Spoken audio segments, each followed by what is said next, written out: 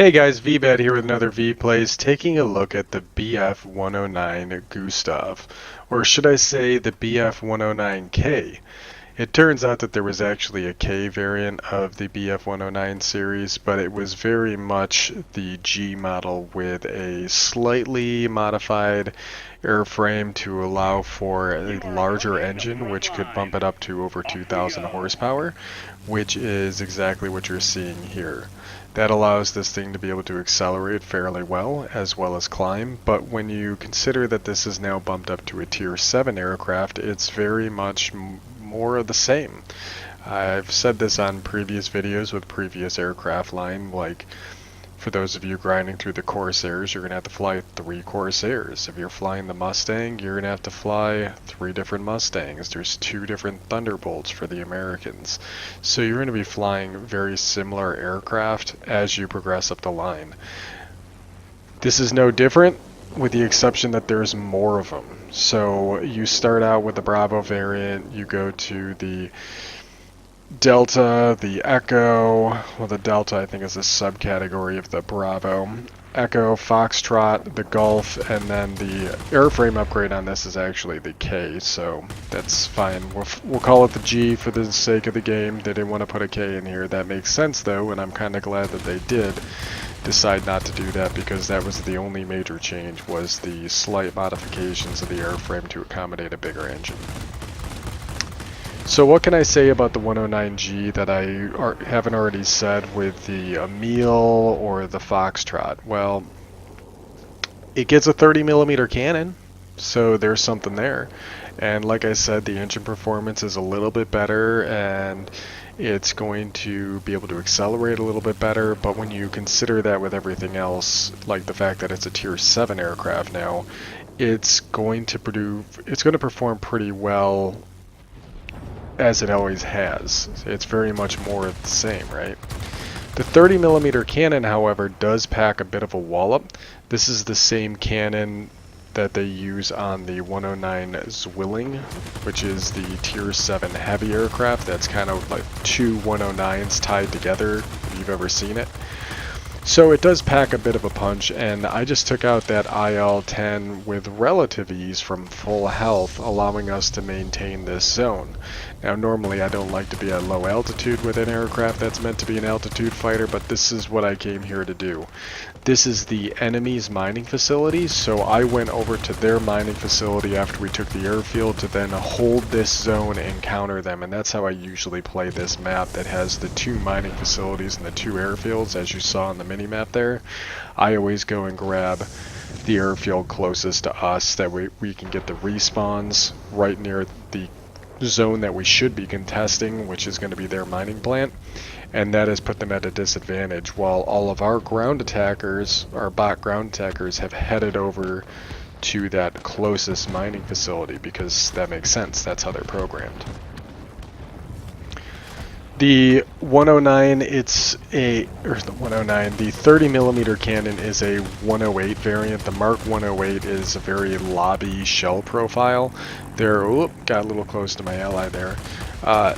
There is a 103 variant that comes with the next airframe, the 209, which is going to fly a lot faster, which means it's a lot easier to get the different ammo or the different weapon types to align to their travel times, so you can make sure you're getting contact with all of those guns.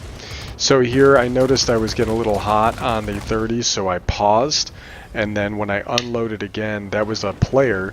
He didn't realize how bad he was getting hit until the 30s really started to connect. Now we're coming up against this LA-9RD. I believe this is a premium aircraft where it's got the ramjets underneath the wings. Yeah, it is. We are going to manage to be able to scissor with this guy pretty decently. The turn time on this aircraft is a 10.3 opposed to the 10.8 you see on like the Mustang, which means that we're able to get the nose around just a little bit faster, and this LA-9 is a bot, so we're able to get a little bit ahead of him. We are only having these momentary passes with him, and I would like to finish him off, because if I don't, I know he's going to get on my tail. But if we can manage to get that 30 to make contact, I think it's pretty much all over. And the bot made a mistake. He kind of made a little wiggle when he came out of that first turn, which allowed me to be able to turn the table and get on him. As I dive down here, I'm going to focus the 109 AB, because this Focke-Wulf is going to be able to turn on me, so I would like to be able to take him out. We got a few of the cannon rounds on target. Let's see if we can finish him off. Here's this acceleration allowing me to climb and intercept this aircraft very easily, much like we saw with the F, and it allows us to be able to turn the tables with the aircraft. Get him! There we go. That cannon finally made contact and just chunked him away. In a quick diving pass, how quickly when we get those 30s to make contact, we were able to take out the IL-10. This IL-8 is at about half health when we engage it, maybe a third of its health. But look how quickly we're able to take that aircraft out with just one clip. Well, before we overheated, there is no clip system. We had a little bit of help, but what I'm trying to say is the 30mm cannon does give you enough of a damage boost that you do feel it to a certain extent, but I think where a lot of the hate comes from for the 109G isn't necessarily related to the airframe itself, it's more related to the grind of the line. So I like to call this the Toyota Corolla syndrome. So Toyota Corolla was a very reliable airframe while I was growing up. If you bought one, you probably could keep it for a very long time, well over 100,000 miles. The thing would almost never break down. Very cheap to maintain, good fuel economy, decent space. It was a 4-door with a trunk. It pretty much could last you all the way from high school through college and probably through the early stages of your marriage and even into your first child. So, but what does that even mean, right? Like it was good, it was just reliable, and the 109 is a very reliable airplane. It does its job very well. It flies at high altitude, it shoots planes, it does what it's supposed to do. But it isn't fun. After a while, you just get sick of doing the same thing over and over again, and that's why people ended up selling their Corollas at some point, because they wanted something that they wanted to drive. I wanted to drive the 109, but you go through 4 of them, and going through 4 of them, eventually you get sick of the airframe. And I think that's kind of where a lot of the hate for the 109G comes from. Post-game stats.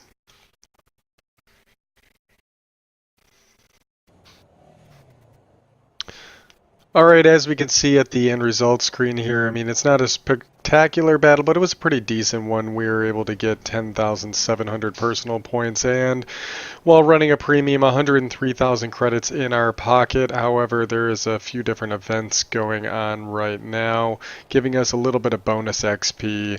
So we did manage to kill 11 aircraft during that battle. We assisted in killing 4 others, and we managed to destroy 7 aircraft while we were defending, which enabled us to be able to get some more of this sub-objective right here, which also allowed us to be able to get the grade 3 fighter award. So this aircraft does operate very much like the predecessors, which makes absolute sense. It is just another BF-109, but you are going to get a different cannon in the nose, and that is going to require you to take your time and adjust for the relatively lofty flight profile of the 30mm cannon, the Mark 108 variant. Compared to the rest of the team here, I did have another player. There was several players in this match apparently. Yep, so I managed to be able to go up against was it Dymic and free ammo here, and we did just fine. I think I only saw free ammo once early on in the match, and then after that I don't think I saw any of these guys for the rest of the game as they were trying to struggle and get back their mining facility, but it was all for naught because it just took them a little bit too long, and we managed to rack up a massive amount of points from being able to kill aircraft over the mining zone and be able to flip that zone in our favor, considering that that was the one that was near the enemy spawn. That put them at quite a disadvantage. looking at the upgrade tree here, we did manage to upgrade all 3 engines, but you don't get any of these carrying over from its predecessor, so you're going to have to unlock all of the engines, you're going to have to unlock the airframe, and you're going to have to unlock the 30mm cannon unless you have done the BF-109Z. Now for me, I had the 109Z, but I hadn't unlocked the hub-mounted cannons yet, so when I unlocked them on this airframe, it actually helped me out with that grind, so that was nice to have. The 13mm machine guns, which you're going to want to put on here right away just because it's more damage coming out of the guns with a little bit better range than the 7.92s. These carry over from the 109F, so it's a pretty easy transition over to this airframe. So the grind is going to be a little bit heinous with just the sheer volume of upgrades you're going to need to do. It's 1, 2, 3, 4 upgrades, which isn't too bad, but it's not necessarily great when you consider that you're probably getting a little bit sick of running the exact same airframe over and over again with no drastic improvements or changes in the characteristics of the aircraft.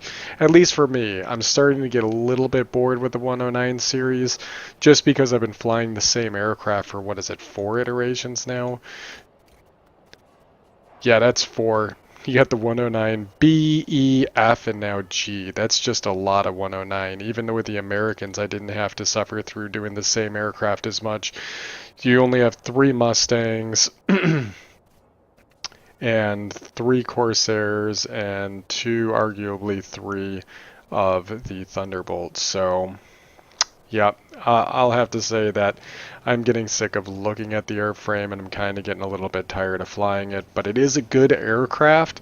It's just I can understand why people would start to get sick of it just because it's more of the same for so long that you don't really feel like you're advancing. It's not like you're seeing a drastic change. Even aesthetically, the only major changes between this and the F variant is that you get a full glass cockpit, which is nice to see. Well, it's not full glass, but it's a little bit more paneling opposed to it being a lot of broken up little squares, so it does look a little bit nicer in that regard. But anyways, guys, that's pretty much it for the 109G. Not really a whole lot to talk about, but I do think that it's going to favor the high altitude fight, and as long as you can manage that unwieldy 30mm cannon, you'll have good luck with it.